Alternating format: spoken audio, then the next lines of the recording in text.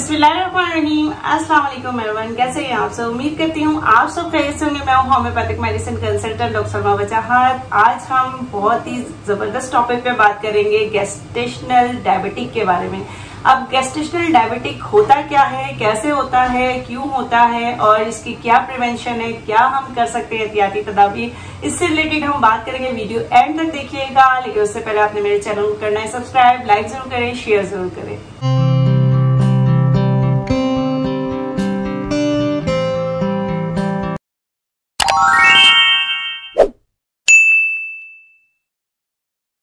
In case अगर during pregnancy यानी कि हामला खवातीन का शुगर लेवल अगर हाई हो जाए तो वो बेबी के लिए बहुत ज्यादा खतरनाक साबित हो सकता है।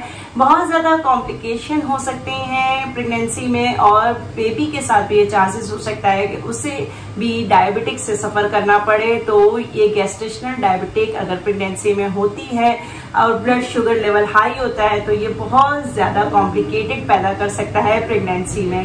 अब बात करेंगे कि क्या वजह है, ऐसे कौन से कॉजेज है, ऐसे कौन से रिस्क फैक्टर हैं जिसकी वजह से जो है गेस्टेशनल डायबिटिक होने का खदशा हो सकता है। तो सबसे पहले जो प्रॉब्लम होती है वो ये कि हो सकता है कि अगर बहुत ज्यादा मोटापा है, बिला वजह का मोटापा है और बहुत ज्यादा है, एक्स्ट्रा फैट है, एक्स्ट्रा कैलोरीज है, तो इस वजह से भी जो है गेस्टेशनल डायबिटिक का खदशा हो सकता है। इसके अलावा अगर हिस्ट्री, फैमिली हिस्ट्री में ये प्रॉब्लम आ रही है कि कोई डायबिटिक है और फैमिली हिस्ट्री में डायबिटिक है तो उस वजह से भी गेस्टेशनल डायबिटिक हो सकता है। इसके अलावा अगर पेशेंट पीसीओएस में रह, जिनके उसे ओवरी में सिस्ट रह चुकी हो या फिर उसको जो है फाइब्रॉइड हो या फिर उसके साथ जो है बहुत ज्यादा डिप्रेसिव हो, साइकोटिक तौर पे जो है बहुत ज्यादा परेशान रहती हो या फिर जो है बहुत ज्यादा उसका बीपी हाई रहता है। इसके अलावा हाइपरटेंशन के पेशेंट है, ये भी खदशा हो सकता है कि उसे गेस्टेशनल डायबिटिक हो। हाई कोलेस्ट्रॉल लेवल भी जो है इसके जो है रिस्क फैक्टर में शामिल होता है कि ये वजह हो सकती है। तो इसका मेन कॉज जो होता है वो होते हैं हार्मोनल इम्बैलेंस, यानी कि अगर हार्मोन्स जो है आपके डिस्टर्ब हो जाए, हार्मोनल इम्बैलेंसिंग हो, जो कि HPL की वजह से यानी कि ह्यूमन प्लासेंटल लैक्टोजेन की वजह से होता है। ये प्लासेंटा जो है वो हार्मोन्स रिलीज करता है जिससे पेनक्रियास जो है वो सही तरीके से, लबलबा जो है वो सही तरीके से काम नहीं करता और इंसुलिन में जो है प्रॉब्लम क्रिएट हो जाती है। इस वजह से जो है गेस्टेशनल डायबिटिक होने का खदशा होता है। अब इसके क्या सिम्टम्स हैं कि जिसकी वजह से हमें पता चले कि गेस्टेशनल डायबिटिक।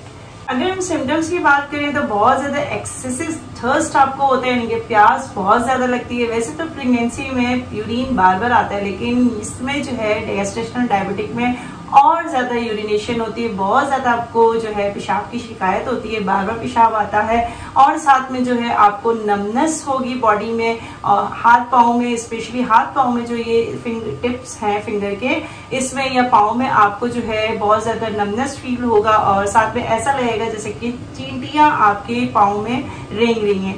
तो अगर ऐसी कंडीशन होती है, बहुत ज्यादा टायर्डनेस होती है, इनके बहुत थकावट होती है और यीस्ट इन्फेक्शन अगर आपको हो जाए या फिर बहुत ज्यादा आपको जो है लिकोरिया की कंडीशन हो जाए या फिर आपको जो है ऐसा फील हो रहा हो कि बहुत ज्यादा सुन्नपन है आपकी बॉडी में और बहुत ज्यादा जो है गनुदगी सी हो रही है आपको, तो आपने सबसे पहले जो है अपना HbA1c जरूर करवाना है। इसमें आपको पता चलेगा कि आप डायबिटिक हो या ना हो, नहीं हो, ठीक है।